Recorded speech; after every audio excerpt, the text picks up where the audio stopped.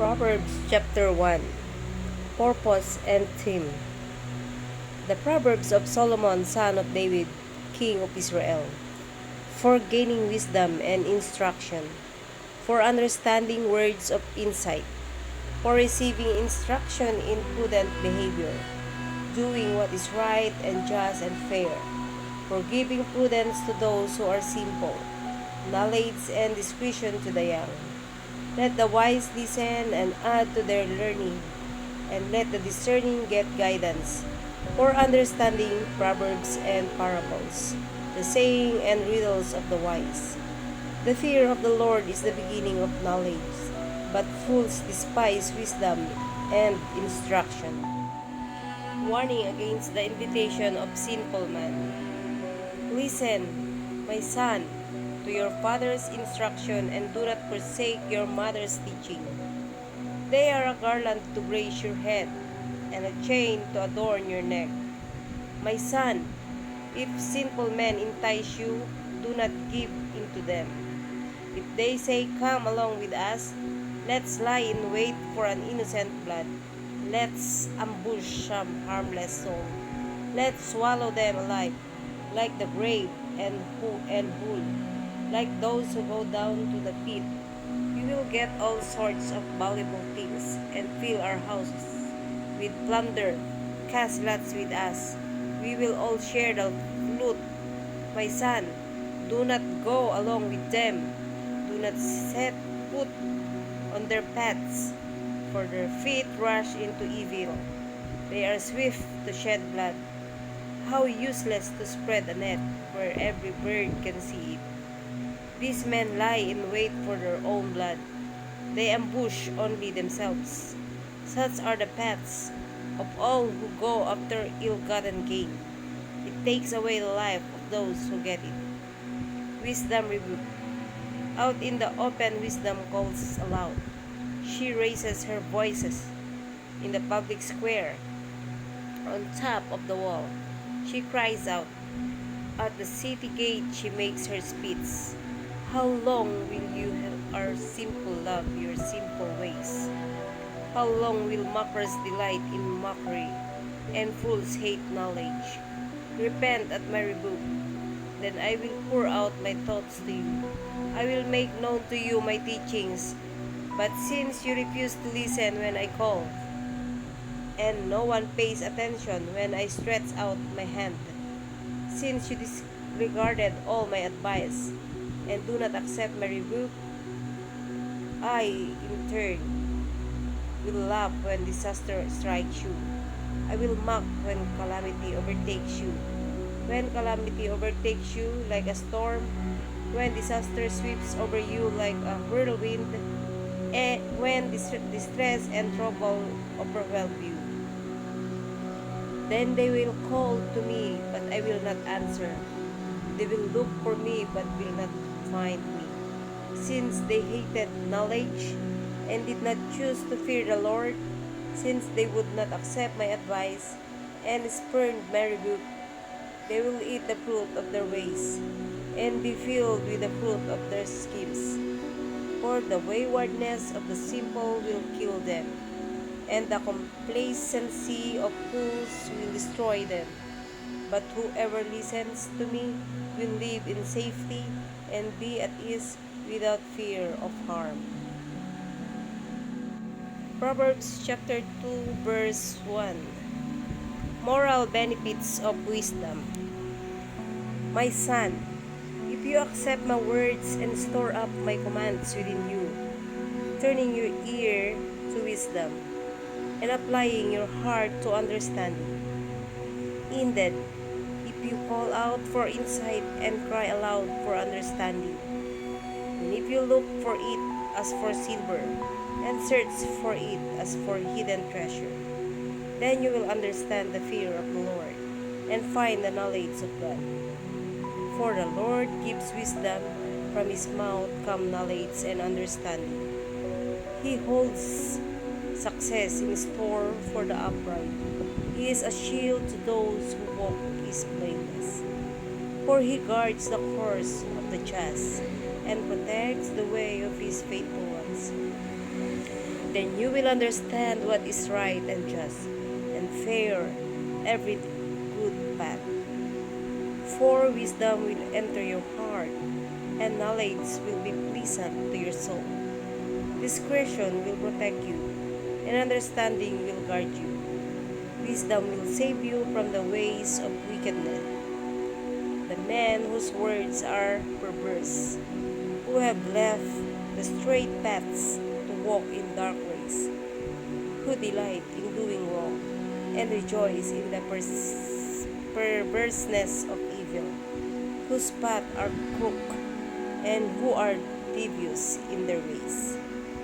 Wisdom will save you also from the adulterous woman, from the wayward woman with her seductive words, who has left the partner of her youth and ignored the covenant she made before God.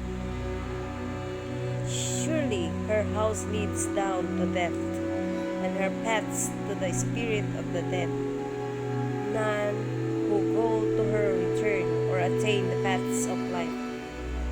That she will walk in the ways of the good and keep the paths of the righteous. For the upright will live in the land, and the blameless will remain in it. But the wicked will be cut off from the land, and the unfaithful will be torn from it. Proverbs 3 NIV Chapter 1 Wisdom bestows well-being. My son, do not forget my teaching, but keep my commandments in your heart. For they will prolong your life many years and bring you peace and prosperity. Let love and faithfulness never leave you. Bind them around your neck. Write them on the tablet of your heart. Then you will favor and a good name in the sight of God and man.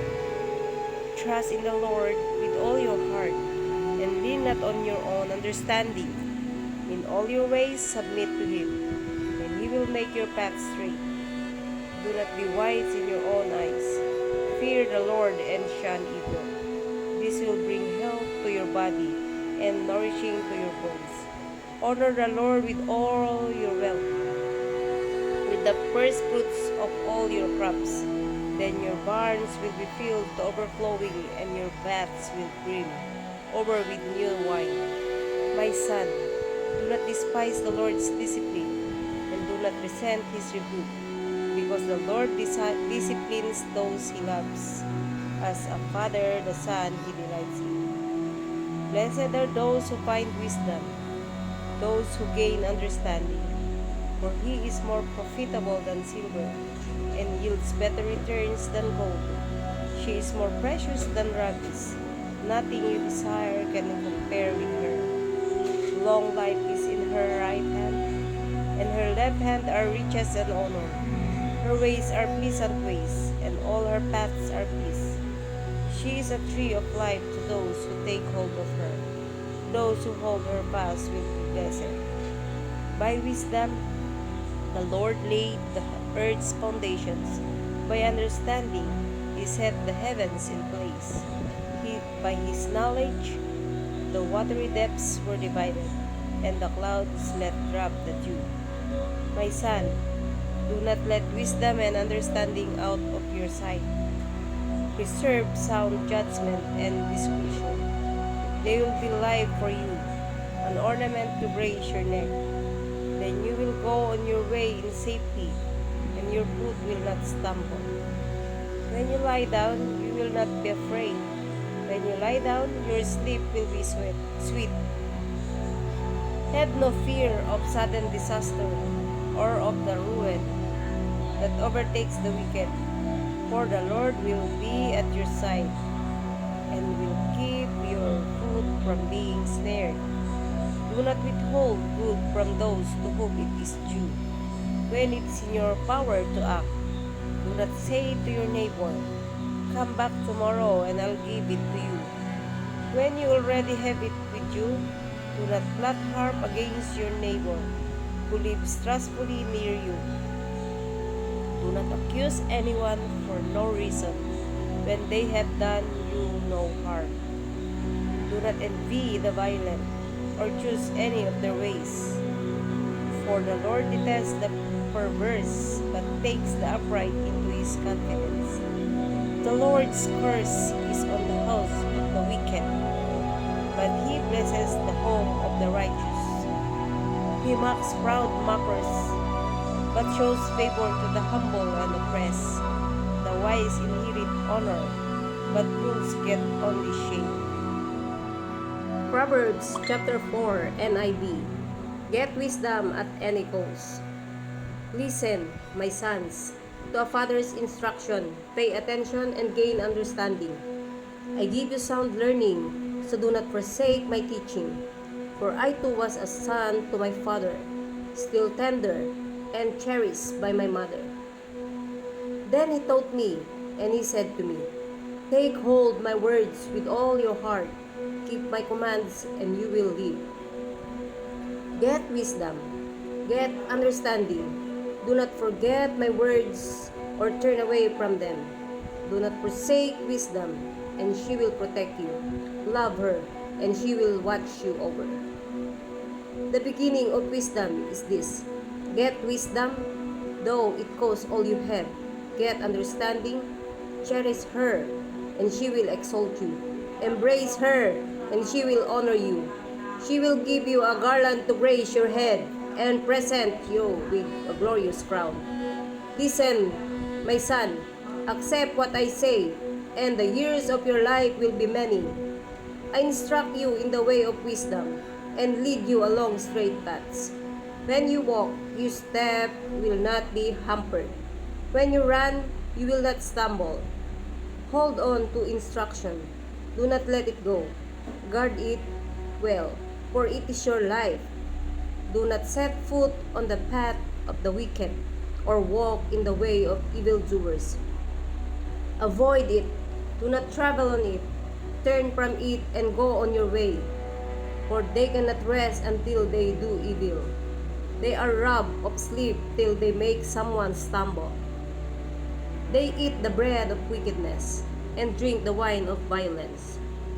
The path of the righteous is like the morning sun, shining ever brighter till the full light of day. But the way of the wicked is like deep darkness. They do not know what makes them stumble. My son, pay attention to what I say. Turn your ear to my words. Do not let them out of your sight. Keep them within your heart, for they are life to those who find them, and health to one's whole body. Above all else, guard your heart, for everything you do flows from it. Keep your mouth free of perversity. Keep corrupt talk far from your lips. Let your eyes look straight ahead. Fix your gaze directly before you. Give careful thought to the paths for your feet, and be steadfast in all your ways. Do not turn to the right or the left. Keep your foot from evil.